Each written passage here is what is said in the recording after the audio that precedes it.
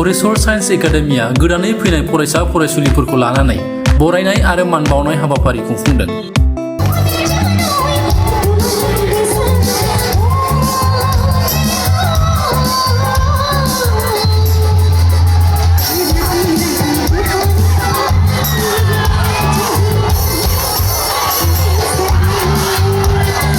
तामुलपुर जिल्लानि गरेसर ओनसोलनि बिगियान आयदानि मोनसे मैखोम फसंथान गरेसर साइन्स एकाडेमिनि बरायनाय मेल आरो मान बावनाय हाबाफारिखौ सानसेनि गाबगोनां हाबाफारिजों एकाडेमिनि न'आव खुंफुंनाय जायो। दिनै बे हाबाफारियाव गोदानै फैनाय फरायसा फरायसुलिफोरखौ बरायनाय मेलजों लोगोसे मान बावनाय जायो।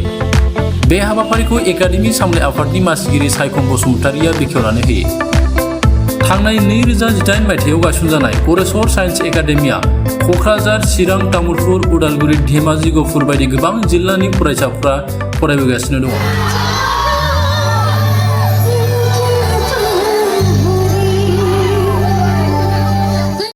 आं साबायखर बावनो सानो। दिनैनि दिना फ्रेशमेन ससियेल बा गोदान फरायसाफोरखौ बरायनायजों लोगोसे जि पास आउट जालांनाय जायफोर स्टुडेन्टफोरा मेडिकेल आरो इन्जिनियारिंआव एडमिशन मोनबाय बिसोरखौ बरायनाय दिनै हाबाफारि लादों। दिनैनि दिनाव जों गोबां गोजोननाय लानो हादों, गोजोननाय मोननो हादों। मानो होनोब्ला 2018 मायथाइयाव जोङो जि थांखि लानानै गरेसर साइन्स एकाडेमि गायसनदोंमोन, जिनोखि जों साइन्स स्ट्रिमखौ मोनसे गुबुन मोनसे लेभेलाव बा मोनसे क्वालिटि एजुकेशन होनो थाखाय जों जि हार्ड वर्क खालामबोबाय थादों, दिनैनि समाव जों बेखौ मोनदों होननानै जोङो एसेबाबो मोनदों होनना जों फिल खालामदों। मानो होनोब्ला नैबे थांनाय बेटसआव जोंनिफ्राय 3 एक्स स्टुडेन्टआ मेडिकेल साइन्सआव MBBSआव 2 आरो BDSआव 1 लोगोसे 20 स्टुडेन्टआ गासै 20 स्टुडेन्टआ सरकारि इन्जिनियारिं फरायसालिमाफोरावहाय एडमिशन मुं थिसनजानो हादों।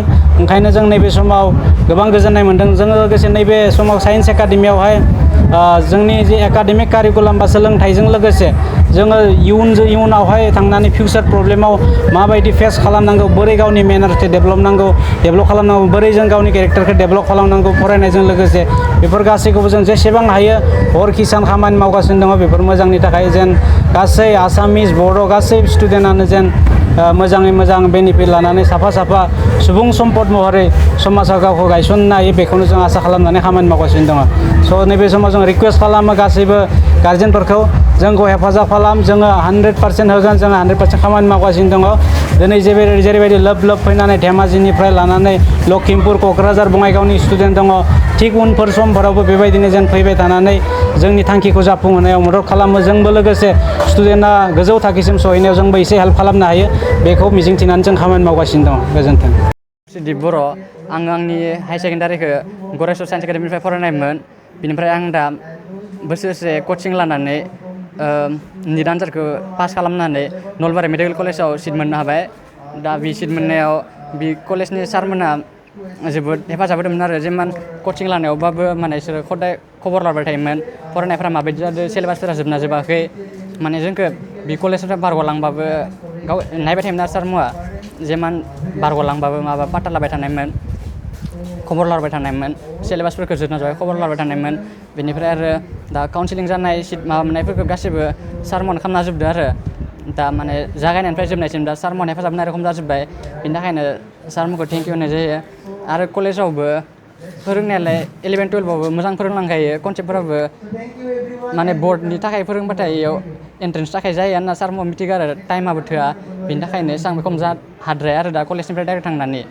बेनिखायनो गाव हारसिं फरायलांबाथाय हागोन, बर्डनि थाखाय टाइम मोना, बिनि थाखायनो गासिबो फरायलांजोबनो हाया। दा नलबारि मेडिकेल कलेजाव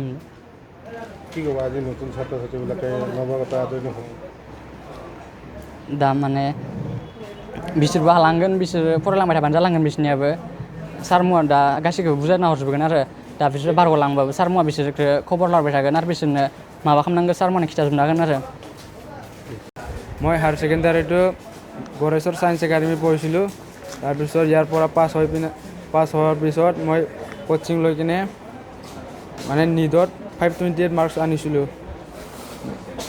তাৰপিছত মোৰ কাউন্সিলিং হোৱাৰ পিছত শিলচৰ মেডিকেল কলেজত হৈছে।